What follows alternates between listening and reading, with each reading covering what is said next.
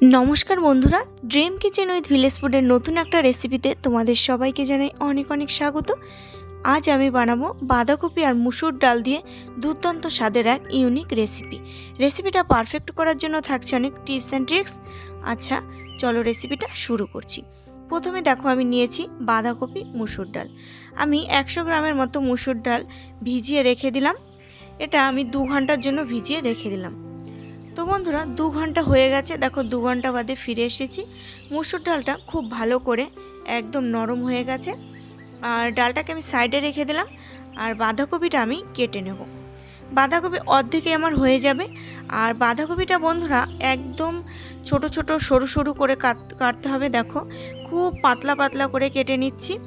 এরকম পাতলা পাতলাই করে কিন্তু বাঁধাকপি কাটতে হবে। তো চলো আমি অর্ধেক বাঁধাকপিটা কেটে নিচ্ছি। বন্ধুরা বাঁধাকপি থাকতে থাকতে তোমরা মুসুর ডাল বাঁধাকপি দিয়ে এই রেসিপিটা অবশ্যই একদিন বাড়িতে ট্রাই করো, দেখবে ভীষণ ভালো লাগবে খেতে। কথা দিচ্ছি একবার বানিয়ে খেলে আবার বানাবে। তো বাঁধাকপি এর মধ্যে আমার কাটা হয়ে গেছে। এবার জল দিয়ে খুব বাঁধাকপিটাকে খুব ভালো করে ধুয়ে নেব।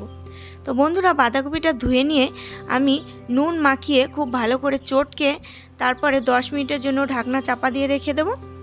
তো নুন মাখানোটা তোমাদের দেখানো হয়নি। আর এদিকে মুসুর ডালটাও খুব ভালো করে ধুয়ে নিয়েছি। এবার মুসুর ডালটার আমি একটা পেস্ট বানিয়ে নেব মিক্সিতে। আর বন্ধুরা মুসুর ডালটা দেখো খুব ভালো করে বেটে নিয়েছি মিক্সিতে, কিন্তু একটু দানা দানা ভাব রাখতে হবে। এইভাবেই কিন্তু মুসুর ডালটাকে বাটতে হবে, যেন একেবারে মিহি মুসুর ডালের ব্যাটার না হয়।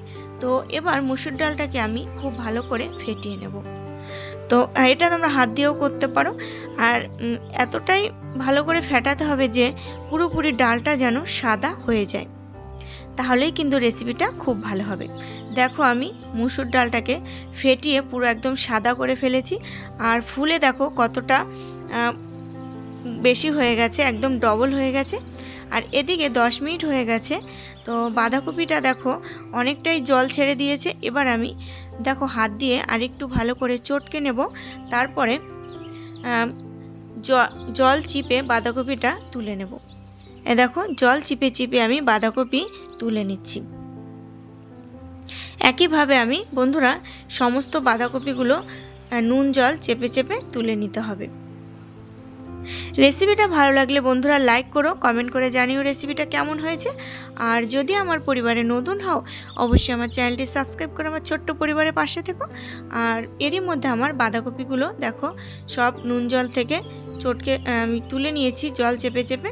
তো এবার দেখো এর মধ্যে দিয়ে দিলাম ধনেপাতা কুচি, দিয়ে দিলাম 2টো কাঁচা লঙ্কা কুচিয়ে নিয়েছিলাম। তো ঝালটা তোমাদের স্বাদ বুঝে দেবে। দিয়ে দিলাম 1/2 চামচ লঙ্কার গুঁড়ো, 1/2 চামচ জিরের গুঁড়ো, 1/2 চামচ ধনে গুঁড়ো, দিলাম সামান্য একটু হলুদের গুঁড়ো।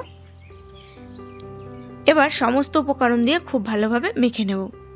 তো বন্ধুরা এবার আমি হাত দিয়ে খুব ভালো করে মাখবো, কারণ এই সময় হাত দিয়ে দেখবে চটকে চটকে মাখলে খুব ভালো হয়। তো আমি হাত দিয়ে এবার দেখো চটকে চটকে মেখে নিচ্ছি। তো তোমাদের যদি নুন লাগে তোমরা একটু চেক করে তারপর নুনটা দেবে। আমি কিন্তু এখন কোনো নুন দিচ্ছি না। তো এবার দিয়ে দিচ্ছি আমি 2 চামচ চালের গুঁড়ো।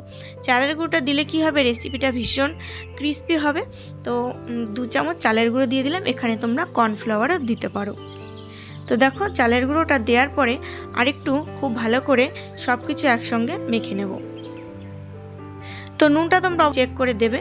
তো এদিকে আমি এই রেসিপিটা রেডি করার জন্য দেখো উনুনটা ধরিয়ে কড়াই বসিয়ে দিয়েছি। কড়াইতে দিয়ে দিলাম সাদা তেল। আর বন্ধুরা এটা দিয়ে আমি ভাজবো বাঁধাকপির পকোড়া।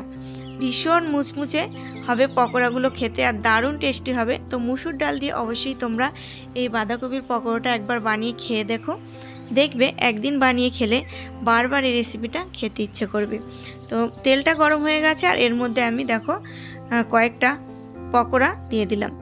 এবার আমি হালকা মিডিয়াম আঁচে ভাজবো। দেখো একটা সাইড একটু হালকা করে ভাজা হয়ে গেছে, এবার আমি উল্টে দিচ্ছি। এই ভাজটা আমার খুব সুন্দর একদম মুচমুচে করে লাল লাল করে ভাজা হয়ে গেছে। তো এই পকোড়াগুলো আমি তুলে নিলাম। আর আমি একটা দেখো একটা পাত্রের মধ্যে তুলে নেব। এর মধ্যে আমি একটা কাগজ দিয়েছি। তো তোমাদের কাছে যদি টিস্যু পেপার থাকে সেটা দিয়ে নেবে। তো আমার কাছে নেই বলে আমি একটা কাগজ দিয়ে নিয়েছি। এতে কি হবে, তেলটা খুব ভালো করে কাগজটা টেনে নেবে। তো বন্ধুরা, এরই মধ্যে আমার সমস্ত বাঁধাকপির পকোড়াগুলো ভাজা হয়ে গেছে। তো এগুলো তোমরা এইভাবে চায়ের সাথে কিংবা মুড়ির সাথে খেতে পারো। তা না হলে তোমরা একটা গ্রেভি বানিয়ে তার মধ্যে এই বাঁধাকপির পকোড়াগুলো দিয়ে রান্না করে খেতে পারো, সেটাও দারুণ লাগবে খেতে। তো বন্ধুরা, নতুন একটা রেসিপিতে নতুন একটা দিনে তোমাদের সঙ্গে দেখা হবে। ভালো থেকো, সুস্থ থেকো, বাই।